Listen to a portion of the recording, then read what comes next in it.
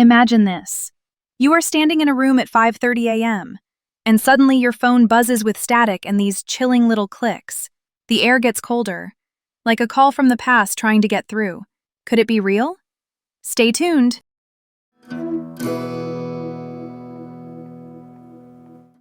Hi, I am Allie. And I am Brianne. I am on my second cup of tea because my alarm betrayed me at 6 a.m. like a Judas clock.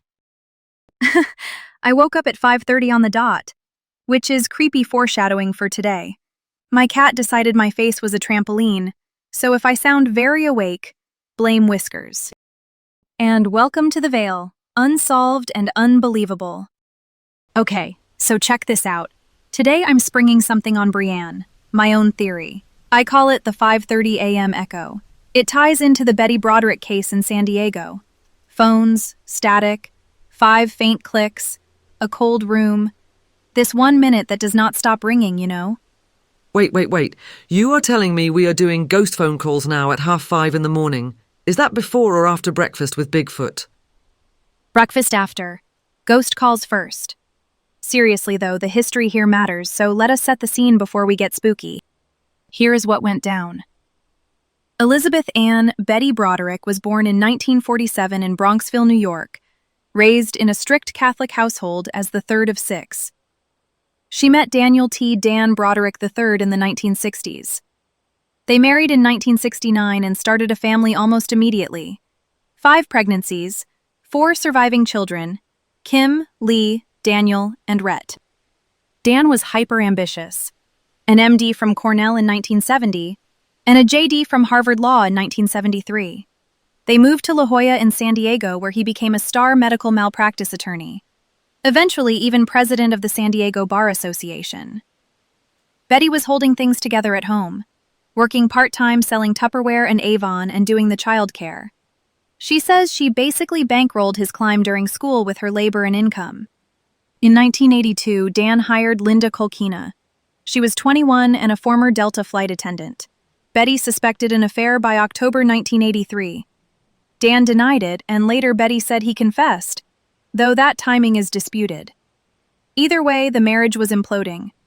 Dan moved out in February 1985, and the custody battle got ugly. Restraining orders, hundreds of profane messages, Betty ramming her car into his front door while the kids were inside. The divorce dragged.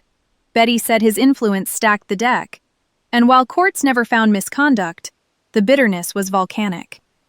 It is one of those classic American tragedy arcs: ambition, resentment, and then scorched earth. And just to flag, some claims, like the alleged male taunts to Betty, the slimming ads and facial cream bits, are her claim and not independently verified in the record we have. Right. Fast forward.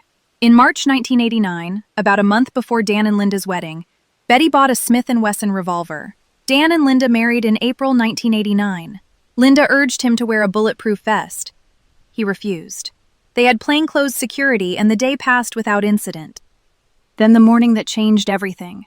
November 1989, around 5:30 a.m., at 1041 Cypress Avenue in Marston Hills near Balboa Park, Betty used a key she got from her daughter Kim to enter the bedroom and fired 5 shots. 2 hit Linda in the head and chest. She died instantly. 1 hit Dan in the chest as he was apparently reaching for the phone. 1 round went into a wall and 1 into a nightstand. Investigators, Detective Terry DeGelder and the team, found evidence that a phone or answering machine had been removed from the bedroom, which the prosecution later argued showed planning, cutting off a call for help. Medical evidence suggested Dan did not die immediately. Betty says she spoke to him, though there was no third-party witness to that exchange. She called her daughter Lee and Lee's boyfriend, then turned herself in the same day. She never denied firing the gun but said she did not plan to kill, claiming she fired after Linda screamed. Trials. The first was a hung jury in 1990 to 1991. 2 jurors pushed for manslaughter, citing lack of intent, and the result was a mistrial. The second trial began in December 1991 with the same attorneys. The prosecution won 2 second-degree murder convictions and a sentence of 2 consecutive 15 to life terms, plus 2 years for the gun. That's the statutory max. She was in custody from the day of the murders onward. On the psych front, prosecution expert Dr. Park Dietz, building on Dr. Melvin Goldsband, diagnosed histrionic and narcissistic traits. Defense psychologist Catherine DeFrancesca described histrionic with narcissistic features. Similar words, very different conclusions about intent and control, a classic courtroom duel. Parole came up decades later and was denied in 2010, and again in 2017 for lack of remorse and not acknowledging wrongdoing. One more coda. Betty Broderick died in custody in 2026 at age 78 at the California Institution for Women in Chino after being hospitalized a few days. Dan and Linda are buried together at Greenwood Memorial Park in San Diego. Okay, now that the facts are on the table, here's my theory, the 5:30 a.m. echo. I believe that when a phone is taken out of a room where help is needed, the room remembers. And that memory pings at the minute the need peaked, 5:30. It does not just stick to the address. It travels with the story like an imprint that replays wherever the case is retold with enough intensity. Conspiracy alert, but make it sentimental. Go on then, convince me. Here's what I have gathered. I talked to people who worked on that house after it changed hands. Contractors who do not spook easy, who know pipes, old vents, and squeaky framing. One told me, in their words, I started before dawn to beat the heat, ladder in the bedroom where the photos had once been taken. At 5:30 on the dot, my phone buzzed with no caller ID, just the sleet of static. 5 soft clicks, uneven, like someone tapping a receiver pad with a finger, then a breath that stalled in the throat. I hung up and the air felt thin. The phone light kept pulsing after the call. There was no phone in that room anymore, but I kept looking at the spot on the dresser where a handset once sat. I told myself it was line noise, my own breath, coincidence. The next day I started after sunrise and nothing happened. A week later at home, 5:30 again. My dead landline rang once. A single, quick confessional. I laughed, then realized it was not connected to anything. And I know it sounds bananas, but there is this other pattern I cannot shake. People who go to Greenwood Memorial Park, where Dan and Linda share a plot, check their phone at 5:30 without meaning to. No call, just that pull. Or the wind picks up only the little flags on the grass for a second. I get it. Not proof, but timing that behaves like a memory. It echoes details from the case. 5 shots, 5 faint clicks, the removed phone. A call that could not happen, replayed as static. All right, let me be the very British bucket of cold water. There are mundane reasons for every beat you just described. Phones will buzz with network handshakes, time syncs, and spam auto-dialers that hang up. A lot of people set Do Not Disturb to end right around 5:30 or 6, so pings rush in.